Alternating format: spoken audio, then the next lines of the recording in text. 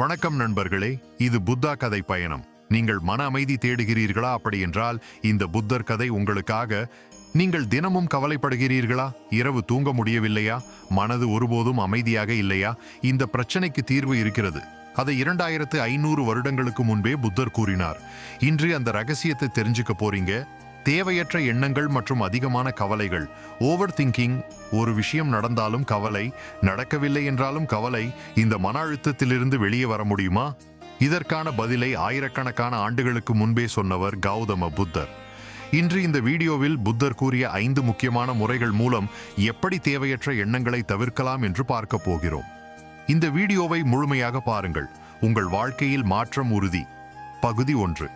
ஏன் நமக்கு தேவையற்ற எண்ணங்கள் வருகிறது? புத்தர் கூறிய முதல் உண்மை: எல்லா துன்பங்களுக்கும் காரணம் ஆசை மற்றும் பற்றுதல்.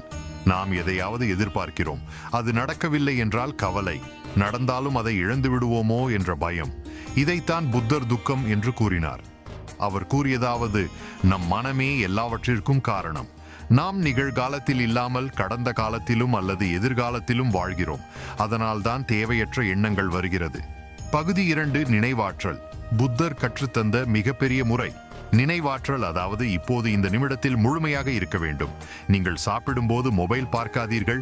நீங்கள் நடக்கும்போது எதிர்காலத்தை நினைக்காதீர்கள். உங்கள் மூச்சை கவனியுங்கள். உடற்பயிற்சி. 5 நிமிடம் அமைதியாக உட்காருங்கள். மூச்சு உள்ளே வரும்போது கவனியுங்கள், வெளியே போகும்போதும் கவனியுங்கள். பல எண்ணங்கள் வரும், ஆனால் அதை தள்ளிவிட வேண்டாம். புத்தர் கூறினார், எண்ணங்களை எதிர்க்காதே, அதை கவனித்துக் கொண்டே இரு. அது தானாகவே மங்கிவிடும் என்று. பகுதி 3. பற்றின்மை. புத்தர் கூறிய 2வது முக்கிய கருத்து அனித்தியம். அப்படி என்றால் எல்லாமே நிலையற்றது. உங்கள் பிரச்சனை கூட நிரந்தரமில்லை. இன்று உங்களை கஷ்டப்படுத்தும் விஷயம் 5 வருடத்திற்கு பிறகு முக்கியமானதாக இருக்கும். பெரும்பாலும் நீங்கள் நினைவில் கொள்ள வேண்டியது, இதுவும் கடந்து போகும். நம் வாழ்க்கை ஒரு ஓடும் நதி போல், அதை பிடிக்க முயற்சிக்காதீர்கள்.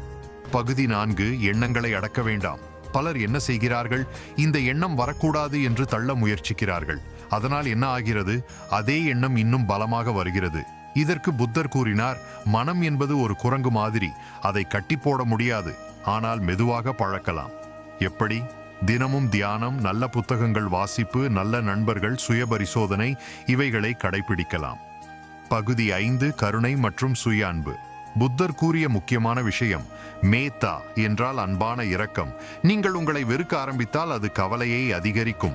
அதனால் உங்களிடம் மென்மையாக பேசுங்கள். தவறு செய்தால் மன்னியுங்கள். ஒப்பிடாதீர்கள்.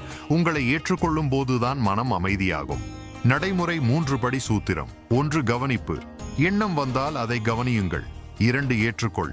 இது ஒரு எண்ணம்தான் என்று சொல்லுங்கள். 3. விடு. அதை பிடித்து வைத்துக் கொள்ளாதீர்கள்.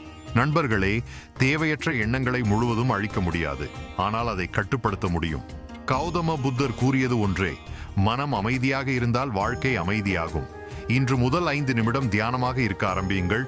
இந்த வீடியோ உங்களுக்கு பயனுள்ளதாக இருந்தால் லைக் செய்யவும், ஷேர் செய்யவும், தொடர்ந்து பயணிக்க சப்ஸ்கிரைப் செய்யவும். இந்த கதை உங்களுக்கு என்ன கற்றுத்தந்தது? கமெண்ட் பண்ணுங்க.